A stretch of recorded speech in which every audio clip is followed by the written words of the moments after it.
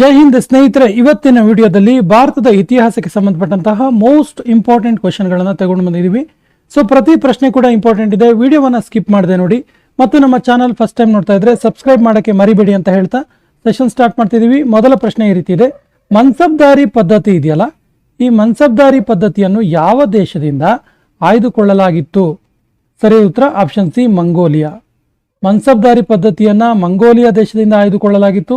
ಇದನ್ನ ಭಾರತದಲ್ಲೇ ಇಂಟ್ರೊಡ್ಯೂಸ್ ಮಾಡಿದ್ದು, ಜಾರಿಗೆ ತಂದಿದ್ದು ಅಕ್ಬರ್. ಅಕ್ಬರ್ನ ಕಾಲದಲ್ಲಿ ಮನ್ಸಬ್ದಾರಿ ಪದ್ಧತಿ ಜಾರಿಯಲ್ಲಿತ್ತು. ಸೊ ಮನ್ಸಬ್ದಾರಿ ಪದ್ಧತಿಯಲ್ಲಿ ಮನ್ಸಬ್ ಎನ್ನುವಂತ ಪದ ಇದೆಯಲ್ಲ, ಮನ್ಸಬ್ ಎನ್ನುವಂತ ಪದ ಇದೆಯಲ್ಲ, ಇದೊಂದು ಅರೇಬಿಕ್ ಪದ.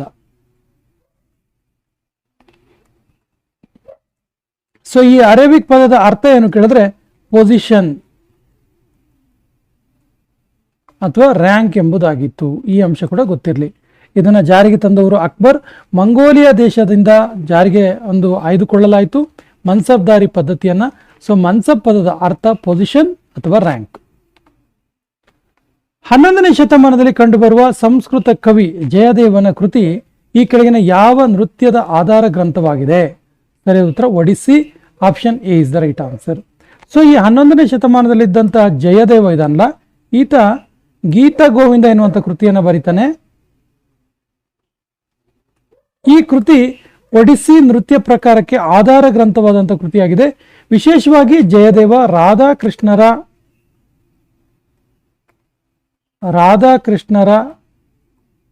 ಪ್ರೀತಿಯ ಕುರಿತಾಗಿ ಬರೆದ. ಆತನ ಕೃತಿಗಳಲ್ಲಿ ಎಲ್ಲ ಕಡೆ ಕಂಡು ಬರೋದು ರಾಧಾ ಮತ್ತು ಕೃಷ್ಣರ ಪ್ರೀತಿ. ಕಲ್ಲಣದ ರಾಜತರಂಗಿಣಿ ಈ ಕೆಳಗಿನ ಯಾವ ಭಾಷೆಯಲ್ಲಿ ಬರೆಯಲ್ಪಡ್ತು? ಸರಿಯಾದ ಉತ್ತರ ಸಂಸ್ಕೃತ ಭಾಷೆಯಲ್ಲಿ ಬರೆಯಲ್ಪಡ್ತು. ಕಲ್ಲಣನ ರಾಜತರಂಗಿಣಿ ಸಂಸ್ಕೃತ ಭಾಷೆಯಲ್ಲಿದೆ.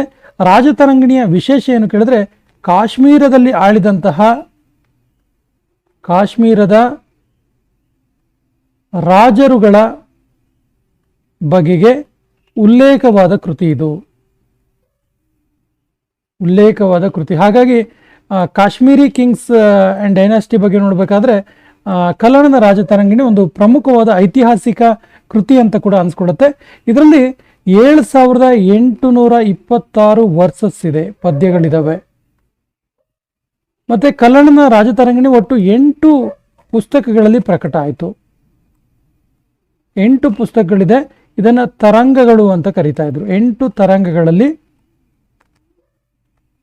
ಪ್ರಕಟವಾಗಿರುವಂತ ಕೃತಿ ಕಲ್ಲಣನ ರಾಜತರಂಗಿಣಿ ಸಂಸ್ಕೃತ ಭಾಷೆಯಲ್ಲಿದೆ. ತಬಕತ್ ಇ ನಾಜರಿ ಎನ್ನುವಂಥ ಕೃತಿಯನ್ನು ಬರೆದವರು ಯಾರು? ಸರಿ ಉತ್ತರ ಮಿನಾಜ್ ಇ ಸಿರಾಜ್. ಮಿನಾಜ್ ಇ ಸಿರಾಜ್ ಅವರು ತಬಕತ್ ಇ ನಾಜರಿ ಎನ್ನುವಂಥ ಕೃತಿಯನ್ನು ಬರೆದ್ರು. ತಬಕತ್ ಇ ನಾಜರಿ ಅಂತ ಹೇಳಿ 1260ರಲ್ಲಿ ಈ ಕೃತಿಯನ್ನು ಬರೆದಿದ್ದು. ಮೊಘಲ್ ದೊರೆ ಔರಂಗಜೇಬನ ಮೃತ್ಯು ಈ ಕೆಳಗಿನ ಯಾವ ಸ್ಥಳದಲ್ಲಿ ಆಯಿತು? ಸರಿಯಾದ ಉತ್ತರ ಅಹಮದ್ ನಗರದಲ್ಲಿ ಆಯಿತು. Option C is the right answer. ಅಹಮದ್ ನಗರದಲ್ಲಿ ಫೆಬ್ರವರಿ 20, 1707ರಲ್ಲಿ ಔರಂಗಜೇಬನ ಮರಣ ಆಯಿತು. ಔರಂಗಜೇಬನಿಗೆ ಆಗ 88 ವರ್ಷ ವಯಸ್ಸು.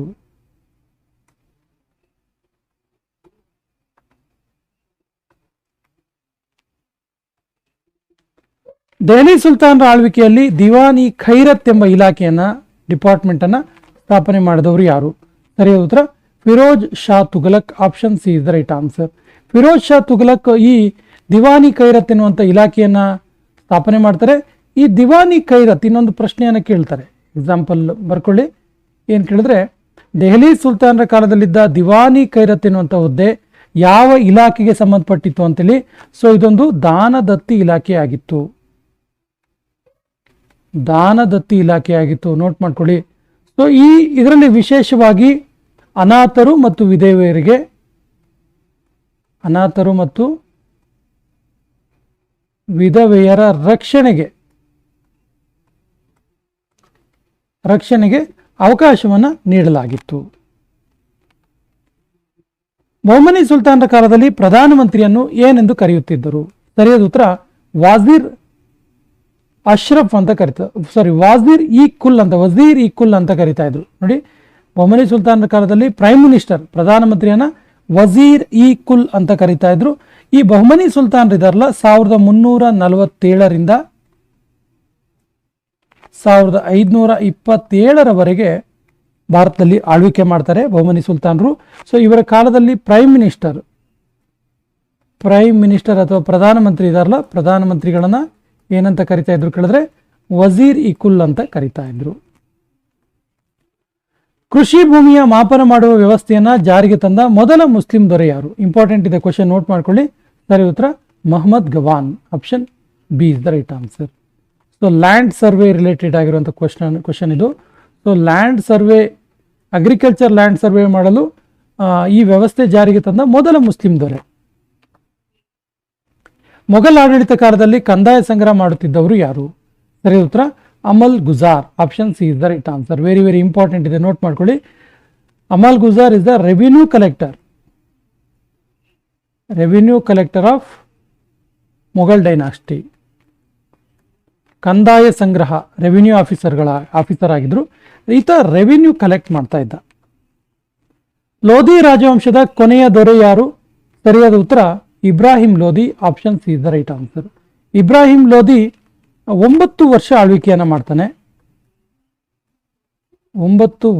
ಆಳ್ವಿಕೆಯನ್ನು ಮಾಡ್ತಾನೆ. ಇಬ್ರಾಹಿಂ ಲೋಧಿ ಯಾವ ವರ್ಷದಲ್ಲಿ? 1526ರಲ್ಲಿ ಬಾಬರನಿಂದ ಹತನಾದನು. ಬಾಬರ್ ಸೈನ್ಯದಿಂದ ಹತನಾದನು. ಬಾಬರನ ಸೈನ್ಯ ಈ ಇಬ್ರಾಹಿಂ ಲೋಧಿಯನ್ನ ಯುದ್ಧದಲ್ಲಿ ಸಾಯಿಸುತ್ತೆ 1526ರಲ್ಲಿ.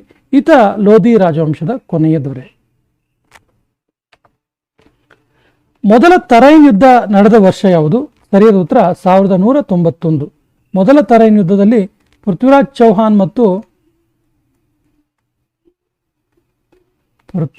ಚೌಹಾನ್ ವರ್ಸಸ್ ಮಹಮ್ಮದ್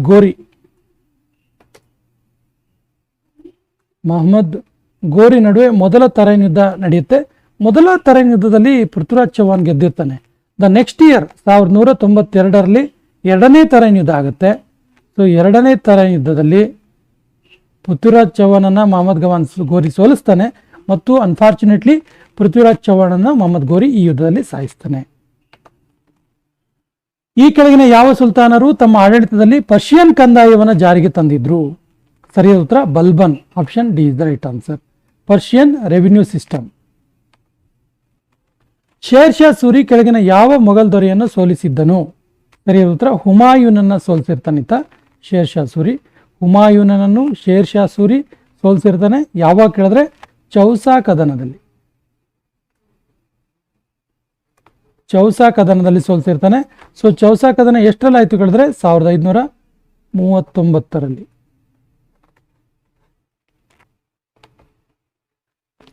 ಈ ಕೆಳಗಿನ ಯಾವ ದೊರೆಯು ಬೆಳ್ಳಿ ನಾಣ್ಯದ ಬದಲಾಗಿ ಕಂಚಿನ ನಾಣ್ಯ ಪದ್ಧತಿಯನ್ನು ಜಾರಿಗೆ ತಂದನು? ಸರಿಯಾದ ಉತ್ತರ ಮಹಮ್ಮದ್ ಬಿನ್ ತುಘಲಕ್ ಇದನ್ನೆಲ್ಲ ಈತನನ್ನ ಹುಚ್ಚು ದೊರೆ ಅಂತ ಕರೀತಾರೆ. ಯಾಕಂದ್ರೆ ಆತ ತಂದ ನೀತಿಗಳು, ಆಡಳಿತದಲ್ಲಿ ತಂದಂಥ ನೀತಿಗಳು, ಅದರಲ್ಲಿ ಒಂದು ನೀತಿ ಈ ಕಂಚಿನ ನಾಣ್ಯವನ್ನು ಜಾರಿಗೆ ತಂದಿದ್ದು. ಆತ 1330ರಲ್ಲಿ ಕಂಚಿನ ನಾಣ್ಯ ಪದ್ಧತಿಯನ್ನು ಜಾರಿಗೆ ತರ್ತಾನೆ. ಕಂಚಿನ ನಾಣ್ಯಗಳನ್ನು ಟಂಕಿಸ್ತಾನೆ. ಸೊ ಕಂಚಿನ ನಾಣ್ಯಗಳನ್ನು ಟಂಕಿಸಿದ್ರೆ ಸಮಸ್ಯೆ ಇರಲಿಲ್ಲ. ಆದರೆ ಈತ ಈ ಕಂಚಿನ ನಾಣ್ಯಗಳ ಬೆಲೆ ಬೆಳ್ಳಿ ಮತ್ತು ಚಿನ್ನದ ನಾಣ್ಯಗಳಿಗೆ ಸಮ ಅಂತ ಘೋಷಣೆ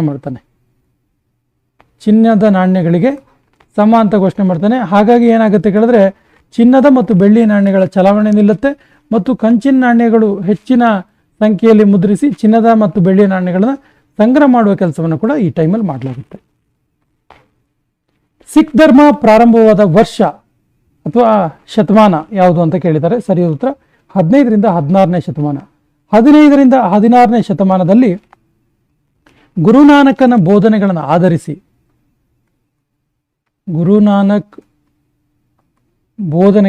ಆಧರಿಸಿ ಸಿಖ್ ಧರ್ಮ ಪ್ರಾರಂಭ ಆಗುತ್ತೆ.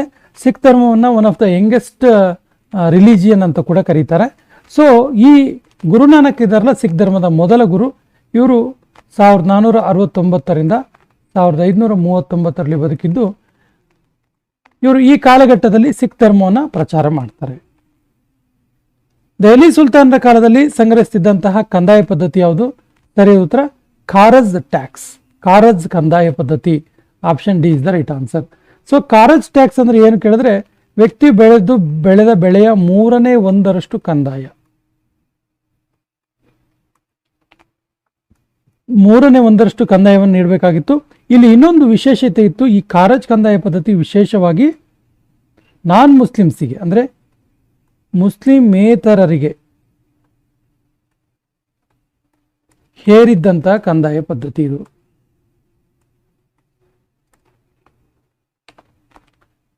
ಜಾಮಾ ಮಸೀದಿಯನ್ನ ಕಟ್ಟಿಸಿದ್ದು ಯಾರು? ಸರಿಯಾದ ಉತ್ತರ Shah Jahan. Option B is the right answer. Shah Jahan ಜಾಮಾ ಮಸೀದಿಯನ್ನು ಕಟ್ತಾನೆ. ಶಹಜಹಾನ್ 1644ರಿಂದ 56ರ ನಡುವೆ ಆಳ್ವಿಕೆಯನ್ನು ಮಾಡ್ತಾನೆ. ಪಾಲರು ಸಾಮ್ರಾಜ್ಯವನ್ನು ಸ್ಥಾಪಿಸಿದವರು ಯಾರು? ಸರಿಯಾದ ಉತ್ತರ ಧರ್ಮಪಾಲ. ಈ ಗೋಪಾಲ್ನ ಮಗ ಧರ್ಮಪಾಲ ಇದಲ್ಲ, ಈತ ಪಾಲರು ರಾಜವಂಶವನ್ನ ಸ್ಥಾಪನೆ ಮಾಡಿದ. ಅಕ್ಬರ ನಾಮ ಕೃತಿಯನ್ನ ಬರೆದವರು ಯಾರು? ಸರಿಯಾದ ಉತ್ತರ Abul Fazal. Option C is the right answer. Abul Fazal ಅವರು ಅಕ್ಬರ್ ನಾಮ ಕೃತಿಯನ್ನ ಬರೆದ್ರು. ಸೊ ಇದೊಂದು ಐತಿಹಾಸಿಕವಾಗಿ ಪ್ರಮುಖವಾದ ಕೃತಿ ಅಂತೇಳಿ ಕರೆಸ್ಕೊಂಡಿದೆ. ಯಾಕಂದ್ರೆ ಇದು ಅಕ್ಬರ್ನ ಆಡಳಿತದ ಇತಿಹಾಸವನ್ನ ಹೇಳುತ್ತೆ. ಅಕ್ಬರನ ಆಡಳಿತದ ಇತಿಹಾಸ, ಆತ ಕೈಗೊಂಡಂತಹ ಯುದ್ಧಗಳಿರ್ಬೋದು, ಆತನ ಆಡಳಿತ ವ್ಯವಸ್ಥೆ, ಕಂದಾಯ ಪದ್ಧತಿ, ಇವೆಲ್ಲದರ ಬಗ್ಗೆ ಮಾಹಿತಿಯನ್ನು ಕೊಡುತ್ತೆ ಅಬುಲ್ ಫಜಲ್ ಬರೆದಂತಹ ಅಕ್ಬರ ನಾಮ ಕೃತಿ. ಸೊ ಅಬುಲ್ ಫಜಲ್ ಬಗ್ಗೆ ಹೇಳೋದಾದ್ರೆ ಈತ ಅಕ್ಬರ್ನ ಆಸ್ಥಾನದಲ್ಲಿದ್ದ ನವರತ್ನಗಳಲ್ಲಿ ಒಬ್ಬ ಈತ. ತುಘಲಕ್ ನಾಮ ಕೃತಿಯನ್ನ ಬರೆದಿದ್ಯಾರು? ಸರಿಯಾದ ಉತ್ತರ ಅಮೀರ್ ಖುಸ್ರು. ತುಘಲಕ್ ನಾಮ ಕೂಡ ಇತಿಹಾಸದಲ್ಲಿ ಒಂದು ಪ್ರಮುಖ ಕೃತಿ ಅನ್ಸ್ಕೊಂಡಿದೆ. ಯಾಕಂದ್ರೆ ಇದರಲ್ಲಿ ತುಘಲಕ್ ದೊರೆಗಳ ಇತಿಹಾಸವನ್ನ ಕಲೆ ಹಾಕಲಾಗಿದೆ. ಕುತುಬ್ ಮಿನಾರ್ ನಿರ್ಮಾಣವನ್ನ ಪೂರ್ಣಗೊಳಿಸಿದವರು ಯಾರು? ಸರಿಯಾದ ಉತ್ತರ ಇಲ್ತಮಶ್. ಹಾಗಾದ್ರೆ ಕುತುಬ್ ಮಿನಾರ್ನ ಪ್ರಾರಂಭಿಸಿದ ಯಾರು ಕೇಳಿದ್ರೆ ಇದರ ನಿರ್ಮಾಣ ಪ್ರಾರಂಭ ಮಾಡಿದ್ದು ಕುತುಬುದ್ದೀನ್ ಐಬಕನ ಅಳಿಯ ಇಲ್ತಮಶ್ ಇದನ್ನ ಕಂಪ್ಲೀಟ್ ಮಾಡ್ತಾನೆ. ಚೋಳರ ಕಾಲದಲ್ಲಿದ್ದ ಮಂಡಲಗಳ ಸಂಖ್ಯೆ ಎಷ್ಟು? ಸರಿಯಾದ ಉತ್ತರ ಚೋಳರ ಕಾಲದಲ್ಲಿ ಒಟ್ಟು 9 ಮಂಡಲಗಳಿತ್ತು. ಈ ಕೆಳಗಿನ ಯಾವ ದೊರೆ ತಮ್ಮ ಸಾಮ್ರಾಜ್ಯಕ್ಕೆ ಪರ್ಷಿಯನ್ ಪೇಂಟರ್ ಆದಂತಹ ಚಿತ್ರಕಾರನಾದಂತಹ ಖ್ವಾಜಾ ಅಬ್ದುಲ್ ಸಮದ್ ಅನ್ನ ಕರೆತಂದಿದ್ದನು? ಸರಿಯಾದ ಉತ್ತರ Humayun. Option A is the right answer. ವಿಕ್ರಮಶೀಲ ಯೂನಿವರ್ಸಿಟಿಯನ್ನ ಸ್ಥಾಪಿಸಿದವರು ಯಾರು? ಸರಿಯಾದ ಉತ್ತರ ಧರ್ಮಪಾಲ 8 ಮತ್ತು 9ನೇ ಶತಮಾನದ ನಡುವೆ 8 ಮತ್ತು 9ನೇ ಶತಮಾನದ ನಡುವೆ ಏನ್ ಮಾಡ್ತಾನೆ ಕೇಳಿದ್ರೆ ಈ ವಿಕ್ರಮಶೀಲ ವಿಶ್ವವಿದ್ಯಾಲಯವನ್ನ ಸ್ಥಾಪನೆ ಮಾಡ್ದ. ಈ ಸೆಷನ್ ಕೊನೆಯ ಪ್ರಶ್ನೆ ಇರುತ್ತಿದೆ. 11ನೇ ಶತಮಾನದಲ್ಲಿ ಕಟ್ಟಲ್ಪಟ್ಟಂತಹ ಚಂದ್ರಗಿರಿ ಕೋಟೆ ಇದೆಯಲ್ಲ, ಇದು ಯಾವ ರಾಜ್ಯದಲ್ಲಿದೆ? ಆಪ್ಷನ್ಸ್ ಈ ರೀತಿ ಇದೆ: ಕರ್ನಾಟಕ, ಮಹಾರಾಷ್ಟ್ರ, ಆಂಧ್ರ ಪ್ರದೇಶ್, ಮಧ್ಯಪ್ರದೇಶ್. ಸರಿಯಾದ ಉತ್ತರವನ್ನ ಕಮೆಂಟ್ ಬಾಕ್ಸ್ ಅಲ್ಲಿ ಕಮೆಂಟ್ ಮಾಡಿ. ಮತ್ತು ನಮ್ಮ ಚಾನಲ್ ಫಸ್ಟ್ ಟೈಮ್ ನೋಡ್ತಾ ಇದ್ರೆ ಸಬ್ಸ್ಕ್ರೈಬ್ ಮಾಡೋಕೆ ಮರಿಬೇಡಿ ಅಂತ ಹೇಳ್ತಾ ಇವತ್ತಿನ ಸೆಷನ್ ಕಂಪ್ಲೀಟ್ ಮಾಡ್ತಾ ಇದೀವಿ. ಜೈ ಹಿಂದ್.